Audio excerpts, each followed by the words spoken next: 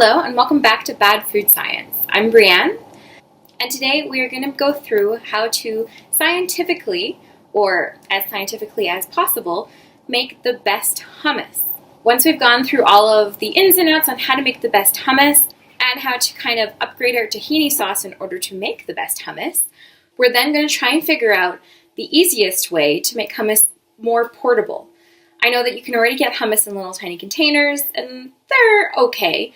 But if you're going to make a homemade hummus, the best hummus, you're going to want to find an easier way to try and eat it on the go. So we're going to see what we can do about that as well. So the very first thing we're going to do is make our tahini sauce. This is an important component of hummus. And in some places like Lebanon, it's actually a ratio of about 1:1 for tahini versus the chickpeas in hummus. Now I do have a jar of tahini sauce that we're going to be using. All this is a sesame paste. So we want to add some flavor to it that we can incorporate into the hummus as well. This means we're going to be adding a little bit of cumin, about 1 teaspoon to taste, and then if you need more, then you can add. And we want to add some garlic to this. But before we can add just some minced garlic to our tahini paste, there's a step that we have to do first. So for this step, you're going to need a blender. You're also going to need 1 entire head of garlic. Now I know that it seems like it's a lot of garlic, but trust me, we're going to go through a step that's going to help cut down that kind of heat you can get from too much garlic. I'm going to discard the first layer that comes off of the garlic, but then the rest of the garlic I'm going to peel into cloves and put the entire thing unpeeled into the blender.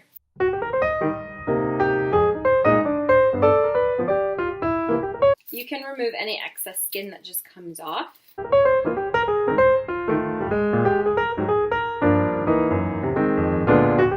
The important thing here is that you just want to make sure that the cloves themselves are not peeled. So the next step is to add quite a bit of lemon juice to the garlic. You want to be able to fill the entire thing up completely above the garlic. That looks good. So for this clove of garlic, I ended up using about a cup of lemon juice.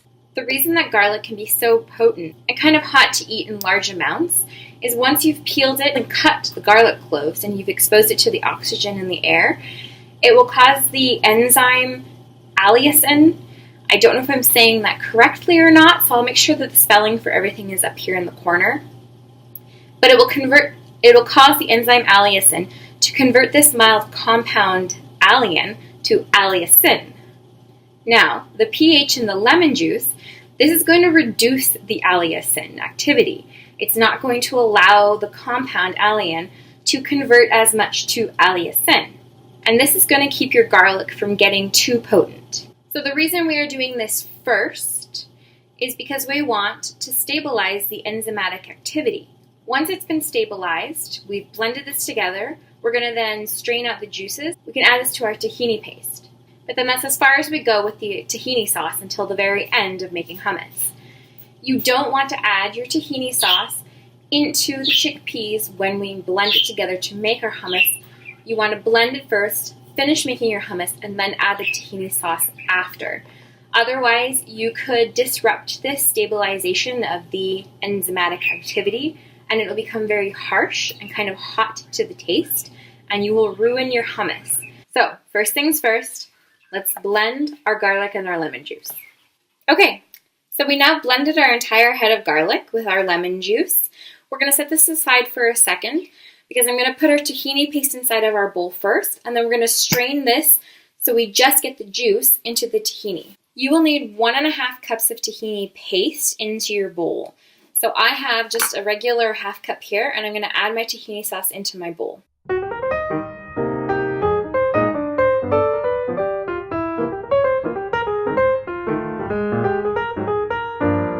Our tahini is now in the bowl, so we're going to have to strain our garlic and our lemon juice into it. So something to note is that your tahini will start to get really hard, kind of like cement, as you add liquid to it. Don't worry, this is perfectly normal. It will thin out eventually. If you don't have enough lemon garlic juice for the tahini, then you can always add a little bit of water and then just stir it until it's kind of a pourable mixture, because you're going to be adding this to your hummus. So the recipe asks for a fine mesh strainer to be used in order to strain your lemon and garlic juice. A cheesecloth bag would also work for this, things that people use for making jam to get seeds out of it. I don't have either, so I'm actually going to just use one of these little disposable terry cloths. This is fairly fine, but it does still have holes in it.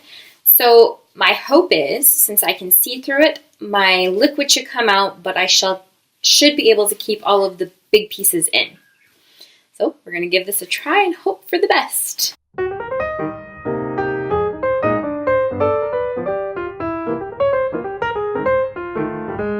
All right, so now we're going to have to get our hands dirty. So I'm going to strain this out.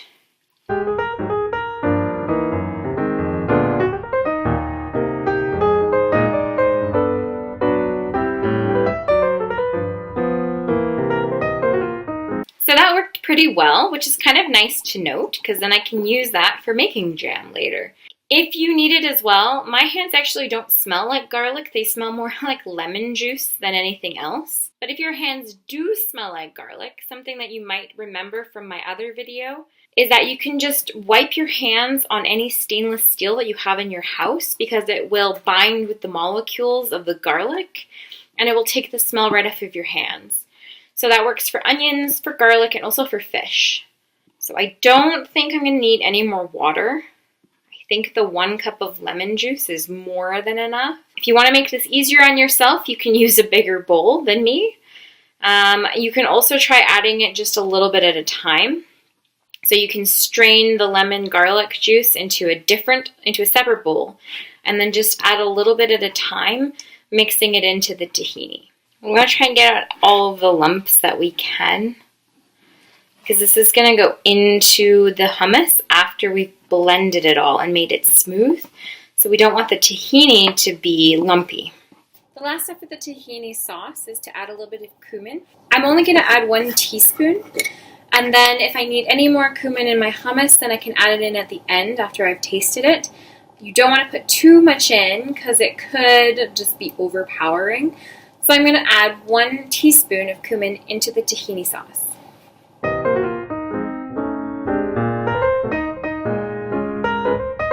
Okay, so we're going to set that aside for now. Next step is to cook our chickpeas for the hummus. So for the absolute perfect hummus, you're going to want to use dried chickpeas. This is going to give it a much nicer, kind of a stronger flavor. And in order to do this, you're going to need 1/2 pound of dried chickpeas. You're going to take that 1/2 pound of chickpeas and you're going to add it to 6 cups of cold water. You're then going to put in 1 teaspoon of baking soda. The baking soda is going to help to rise the pH, which is going to help to break down the chickpeas. So you're only going to add 1 teaspoon for now with 6 cups of cold water to your 1/2 pound of chickpeas. Let this soak overnight for 24 hours. When you wake up the next day, you can rinse them and drain them and then continue on with the rest of the recipe. However, if you want to cut some corners, you can use canned chickpeas. This cuts out an entire 24-hour process of letting the chickpeas soak overnight in the water. It also will reduce your cooking time by 1 hour. If you're cooking with the dried chickpeas that you've soaked, you're going to need 2 hours to let it simmer. If you use canned chickpeas, you only need 1 hour. So because I'm a self-proclaimed lazy science baker, we're going to just go from canned chickpeas. The flavor just won't be as strong, but it's not going to alter it too much. You want to drain your can of chickpeas, rinse them, and then we're going to add them to 6 cups of water.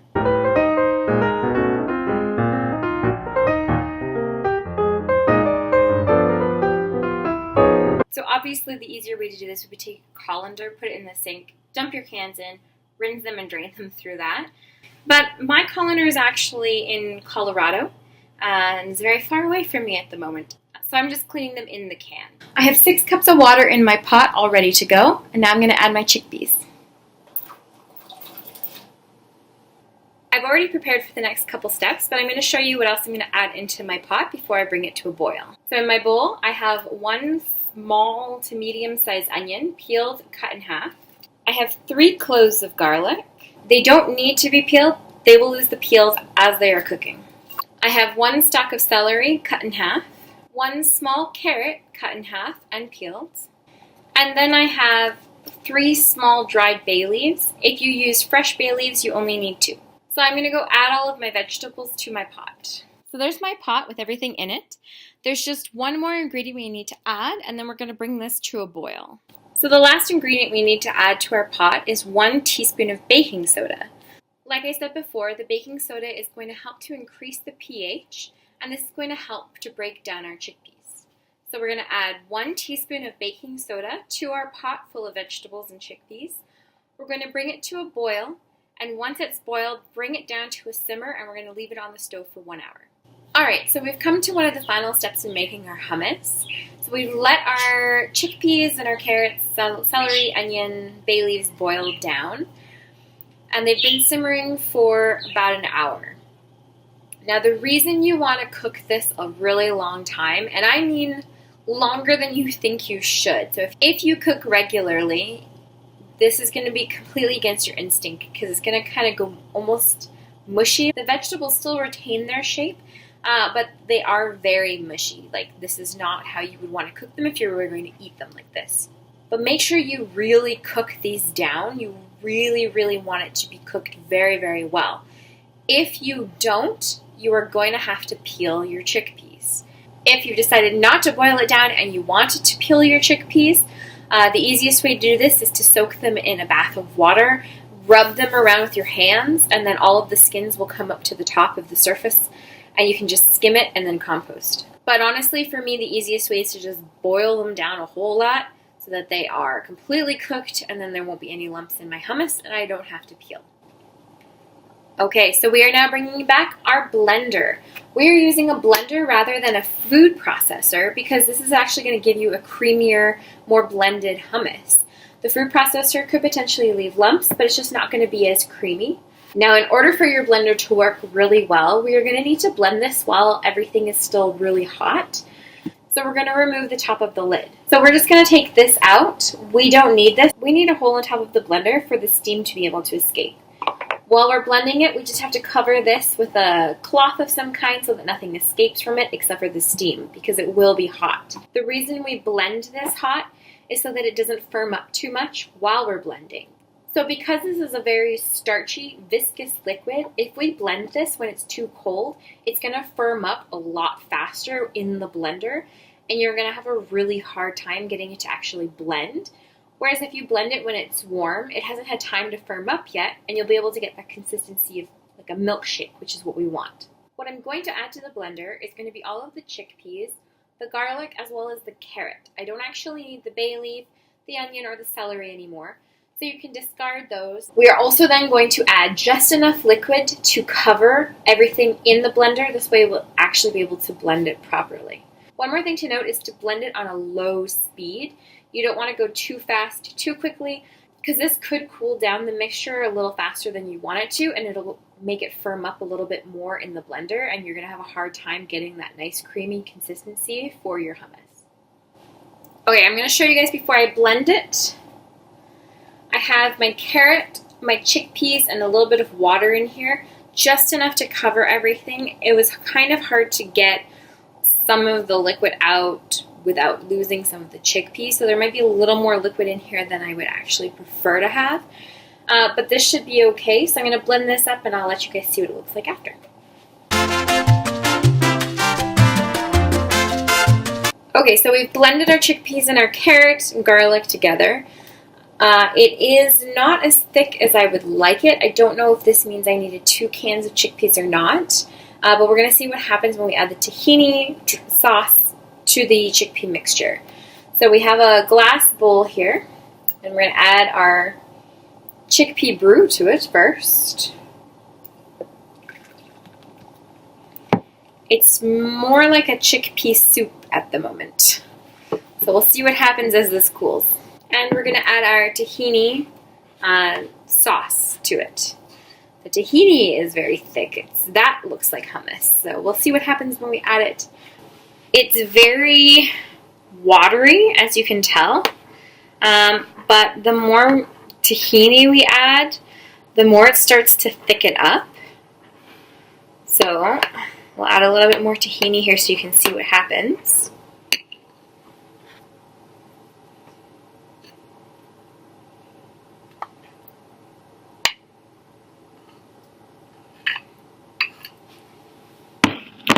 Now I'm just adding a little bit of tahini at a time just so that I don't end up spilling everywhere. This was the largest container I had. So it does have a darker color just because of the carrot in it. I don't know if you can, how well you can see. I know that it's a little washed out at the moment at this angle. But it went from like a bright orange to an actual more of a hummus color. Alright, so I'm going to add in the last of the tahini sauce that I have.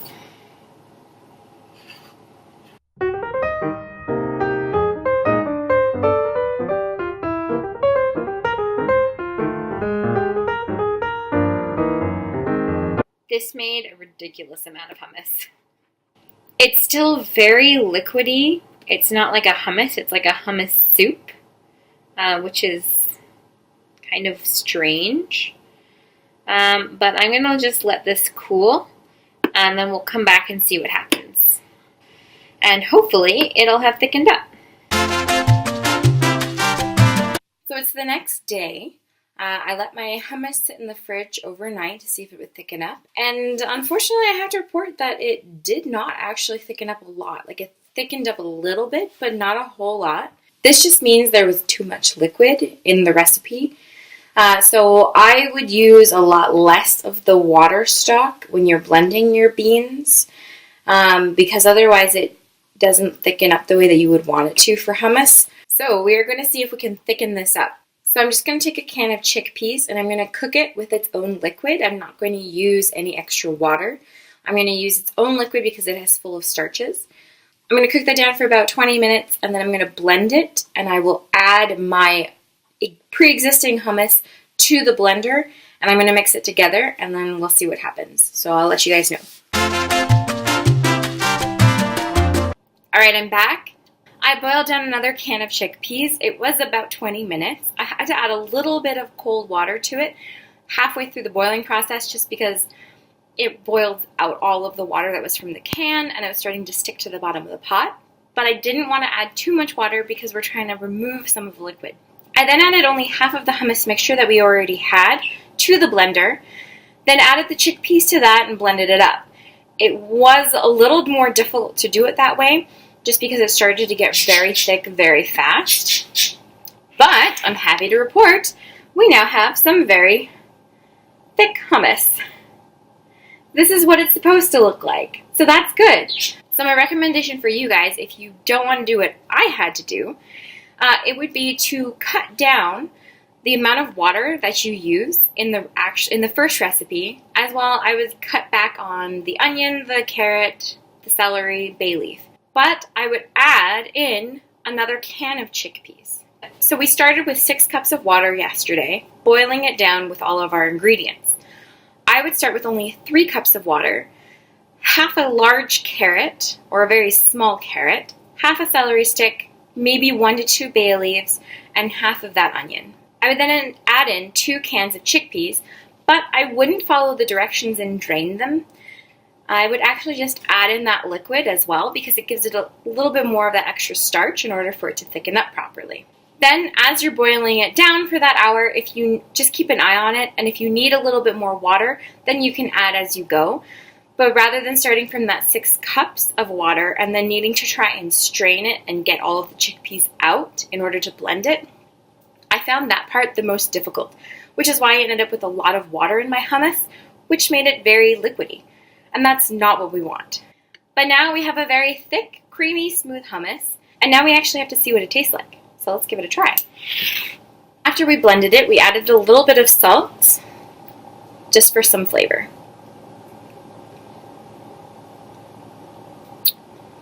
I think this one actually tastes better than when I tried it last night. So I did try the very watery hummus, just to see what the flavor was so that I could add some salt to it. And the tahini was very, very strong. It was almost overpowering, that kind of 1-to-1 ratio just about. It was almost too much for me. This is a lot more chickpeas, which gives it a lot less of the tahini. And this is kind of a nice flavor. So now we're on to the last little bit for our hummus. And this is trying to make it as transportable as possible. So I had an idea, and I think this means we're going to need a couple tools. First, I'm going to put on some gloves. Safety goggles. Then, we're going to need this. Alright, so I have some carrot here that I've already pre-peeled and cut. Just small little chunks. I want to try and drill out the center. Don't know if this is going to work, but we're going to give it a try. Obviously, you don't want to hold the carrot when you're doing this. So let's put it down on the ground and I'll show you how it goes.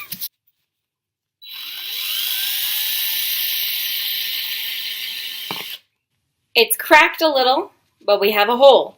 So let's try the second one.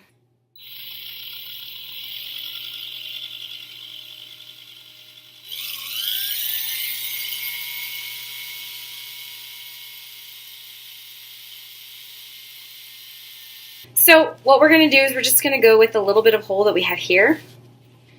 Maybe we'll use this one. It's cracked a little, but there's a nice size hole. So we're going to see what we can do with that.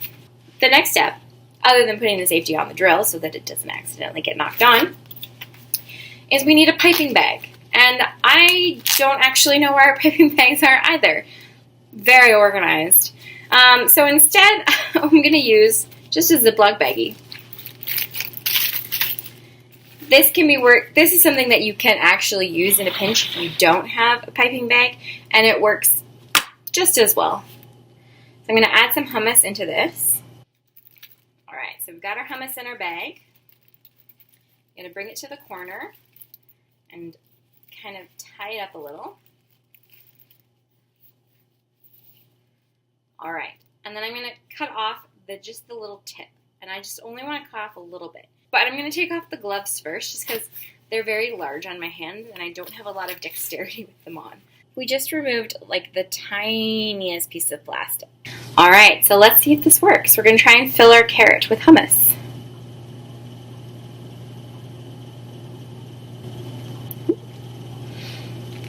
Alright.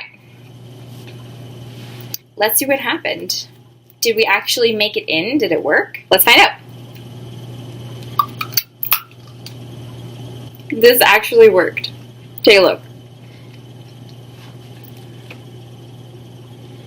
I think the best thing to do for this is you obviously want a slightly larger hole in the carrot because that's not a lot of hummus for this size of a carrot. But maybe if we had a larger carrot. I can't believe that worked. I can't believe that actually worked. I'm pretty impressed with myself. Okay. I don't actually have any larger carrots than that in the house. We used to, but they were obviously used. And all of our carrots are approximately that size, which I guess is fairly normal for a carrot. But what I do have that also tastes good with hummus, cucumber. So let's see how this one goes. Okay, if we're being completely honest, we probably didn't need to use the drill. We could have probably just used like the end of a spoon or a knife. But, I mean, that was a lot more fun. So, and I had it. Alright, I'm going to try and get out as much liquid as I can first. Okay, I think that looks pretty good. So we have our piping bag of hummus. Alright. We've got our hummus in our cucumber and we'll see what happens. This one's a lot messier. The carrot was a lot better. But it did go all the way through, which is nice. So we do know it does work. Okay, so what did we learn? You want 2 cans of chickpeas if you want to make a very thick, creamy hummus. We learned that a Ziploc baggie will in fact work as a piping bag for this project. And we learned that it is possible to actually drill a hole in a carrot. Though I would recommend a very large carrot with a large drill bit for more hummus, or a very, very skinny drill bit in a normal sized carrot. And that might give you the perfect ratio between carrot and hummus. And this is going to allow for a nice, healthy, mobile snack of carrot and hummus. And you don't have to worry about bringing any extra containers to dip your carrots into the hummus. So I think the next step is to try and find a drill bit that'll actually penetrate the carrot. But we want to find a drill bit that is thin enough that it will drill into the carrot. The perfect depth, so we want something very long We want something very skinny so that it doesn't crack the carrot and we can get all the way through the carrot. So if you guys have any suggestions on what we could use in order to drill a hole through a carrot that we may fill it with hummus, let me know in the comments down below. If you have any other suggestions of things we could put hummus into for a nice mobile snack, let me know. Also, let me know what you like to season your hummus with. I was very plain, I just did the cumin and the salt, but you're allowed to add pretty much anything you want to your hummus, any kind of flavoring. So let me know if you guys have any cool and unique recipes, or if you guys have a foolproof hummus recipe that would work a lot better than the one that I found. Let me know if you guys have any ideas of things that you would like me to try, that you would like me to make, or a weird, unique way that you want me to try and cook something. Like, comment, subscribe, and I'll see you guys next week.